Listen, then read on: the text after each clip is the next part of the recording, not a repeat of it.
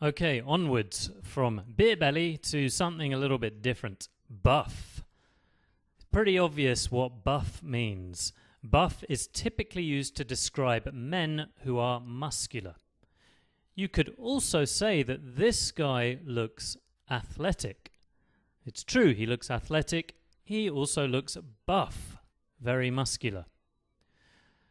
Will is very buff. Wow, look at Fred. Has he been going to the gym? He looks really buff. Do you think I look buff, Alice? Is that a joke, Tom? You've got a beer belly. I keep telling you, Tom, you've got to join the gym if you want to look buff. So, buff is a word that we use to describe men who are muscular. Buff. Will is very buff. Look at Fred. Has he been going to the gym? He looks really buff. Do you think I look buff, Alice? Is that a joke, Tom? You've got a beer belly.